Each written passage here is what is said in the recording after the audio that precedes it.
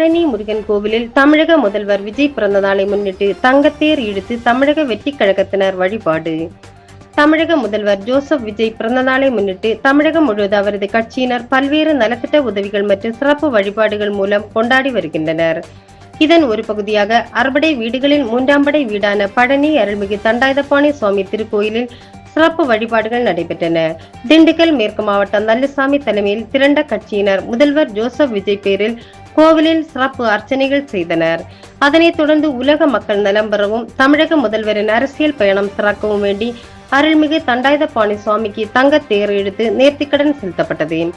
நிகழ்வில் ஒட்டன்சத்திரம், பழனி, வேடசந்தூர் உள்ளிட்ட பல்வேறு பகுதிகளில் இருந்து தமிழக வெற்றி கழகத்தின் கட்சியினர் மற்றும் தொண்டர்கள் பெருந்திரளாக கலந்து கொண்டு சுவாமி தரிசனம் செய்தனர். பொதுமக்களுக்கு இனிப்புகளும் வழங்கப்பட்டன.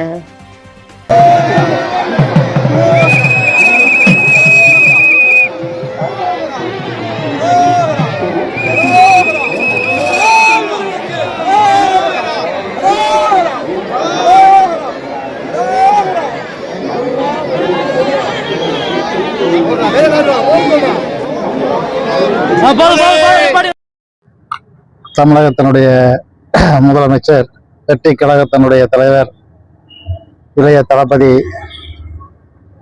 அவர்களின் 52வது பிறந்த நாளை முன்னிட்டு திண்டுக்கல் மாவட்ட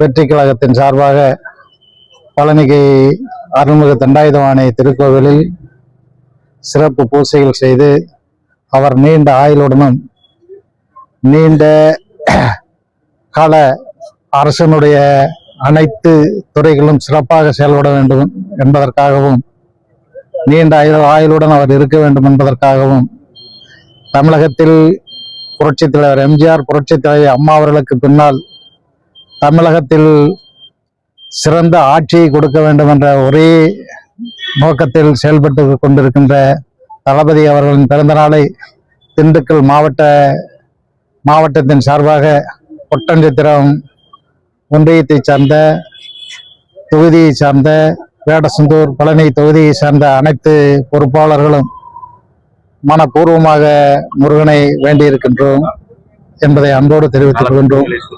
பல்வேறு நலத்திட்ட உதவிகளும் நாளை பல்வேறு கிராமங்களிலே அன்னதானங்கள், பாடிப்பட்டி, கீரனூர், குட்டியாகொண்டமுதூர், அரசப்பள்ளவட்டி, காளாஞ்சிவட்டி இப்படிப்பட்ட கிராமங்கள், இன்னும் பல்வேறு கிராமங்களிலே ஒரு 20க்கும் மேற்பட்ட கிராமங்களிலே கொடியேற்று விழாவும் அவர்கள் அன்னதானம் வழங்குகின்ற விழாவும் மற்றும் பள்ளி குழந்தைகளுக்கு சீருடை வழங்குகின்ற விழாவும் இலவச வேஷ்டி சேலையில் வழங்குகின்ற விழாவும் நடைபெற இருக்கின்றது.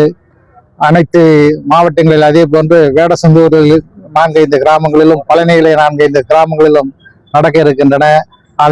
அதில் அனைவரும் கலந்து கொண்டு சிறப்பிக்க இருக்கின்றார்கள். இதை புரட்சித் தலைவர் எம்ஜிஆர் அவர்களுக்கு எப்படி பிறந்தநாள் விழா கொண்டாடினார்களோ, புரட்சித் தலைவர் அம்மா அவர்களுக்கு எப்படி பிறந்த நாளை கொண்டாடினார்களோ, அதுபோன்று அனைத்து கிராமங்களிலும் நாம் சொல்லி ஏற்பாடு செய்ய வேண்டிய அவசியமில்லை. அவர்களாகவே ஏற்பாடு செய்து கொண்டு நீங்கள் வந்து சிறப்பிக்க வேண்டும் என்று கேட்கின்ற சூழ்நிலை புரட்சித் தலைவர் அம்மா, புரட்சித் தலைவர் எம்ஜிஆர் அவர்களுக்கு பின்னால் புரட்சித் தலைவி விஜய் அவர்களுக்குத்தான் உண்டு என்பதை அன்போடு தெரிவித்துக்